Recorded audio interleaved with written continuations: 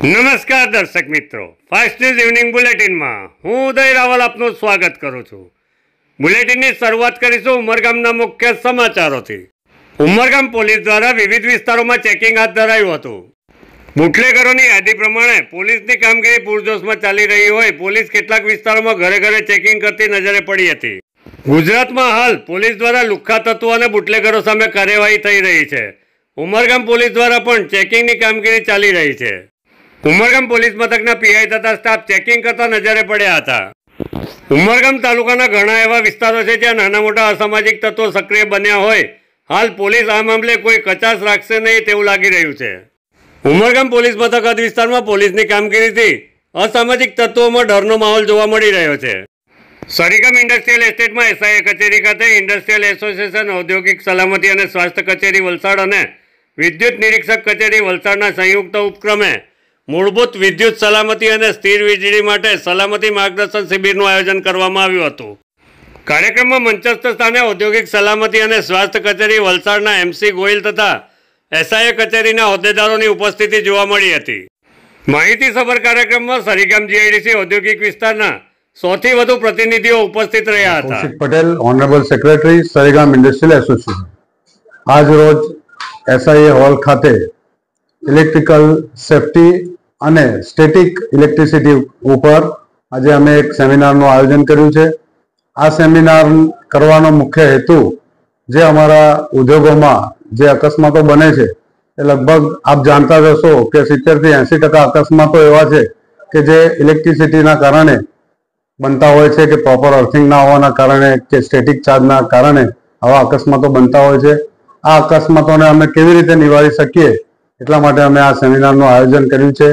સાથે સાથે dish director Goyal સાહેબ પણ અમારી સાથે આજે ઉપસ્થિત રહ્યા।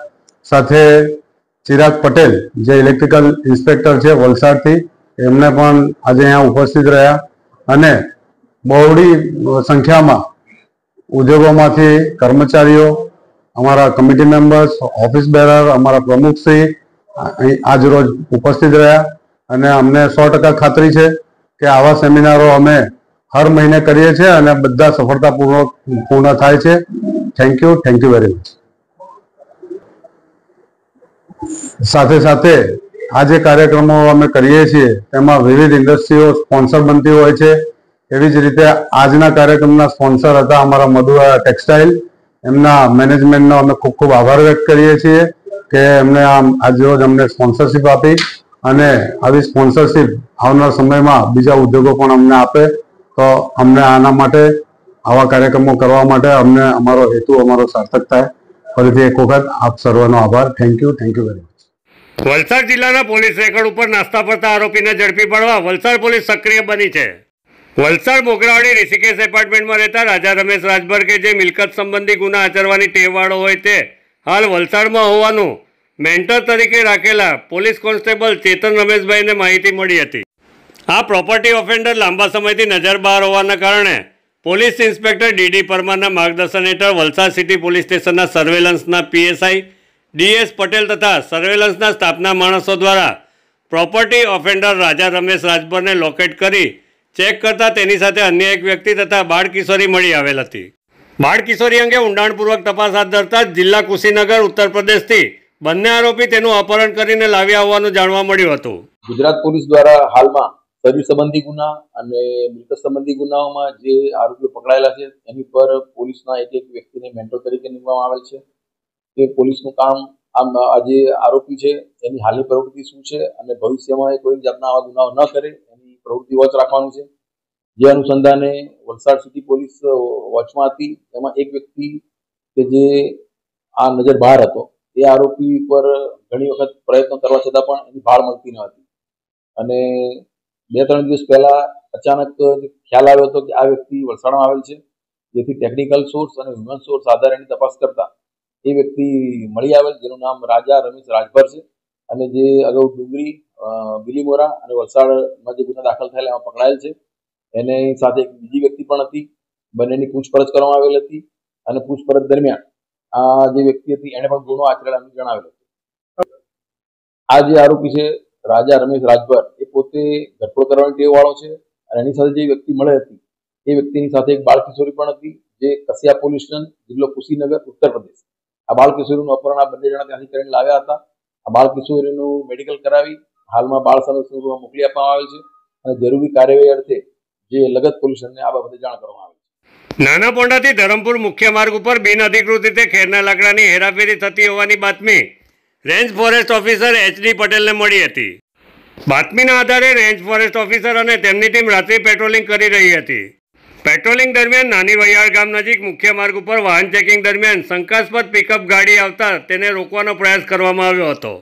ફોરેસ્ટ વિભાગના અધિકારીઓ દ્વારા પિકઅપ રોકવાનો ઇશારો કર્યો હતો, પરંતુ પિકઅપ ચાલકે ત્યાંથી નાસી છૂટવાનો પ્રયાસ કર્યો હતો. ફોરેસ્ટના અધિકારીઓએ સુમો ગાડીમાં તેનો પીછો કર્યો. પિકઅપ ચાલકે નાની વૈયાળ સડક ફળિયા નજીક પિકઅપ રોકી અંધારાનો લાભ લઈ નાસી છૂટ્યો. ફોરેસ્ટ વિભાગના અધિકારીઓએ પિકઅપની તપાસ હાથ ધરતા ખેરના હાથ ગણતરીના 131 કટપીસ મળી આવ્યા હતા.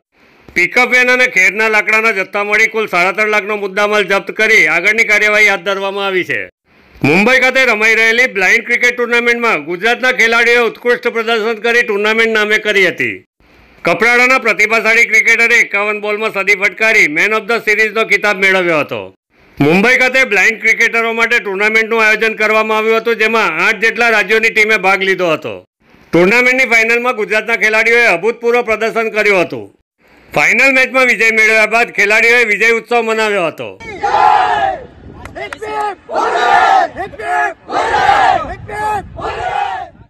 સંઘ પ્રદેશ દમણના દુનેઠા ડમ્પિંગ સાઇટ ઉપર ફરી એકવાર આગ ભભૂકી ઉઠી હતી. છેલ્લા ઘણા સમયથી અહીં કચરાના ઢગલામાં વારંવાર નાની મોટી આગ લાગવાની ઘટનાઓ બનતી રહે છે. ડમ્પિંગ સાઇટ ઉપર આગ લાગતા આજુબાજુ વિસ્તારમાં ધુમાડાની ચાદરો પથરાયેલી જોવા મળી રહી હતી.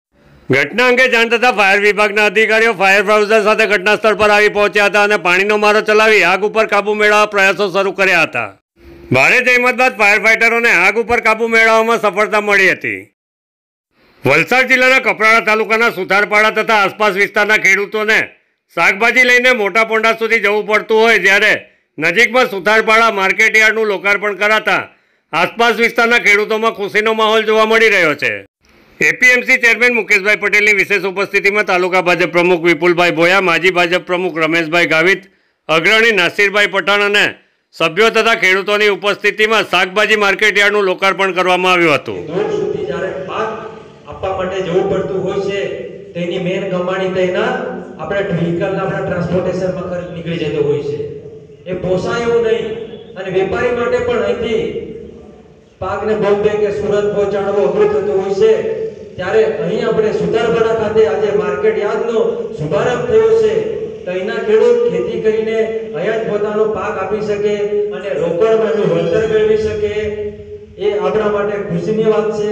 અને એ આજે શુભારંભ થયો છે ત્યારે ફરી એકવાર હું મુકેશભાઈનો આભાર માનું છું અને આ માર્કેટ યાર્ડને ખૂબ સારી રીતે ચલાવો, ખૂબ આગળ વધો એવી આશા અપેક્ષા સાથે મારી વાણીની વિરામ આપું છું. ફાસ્ટ ન્યૂઝ ઇવનિંગ બુલેટિનમાં આજે બસ આટલું જ. આવતીકાલે ફરી મળીશું. નમસ્કાર.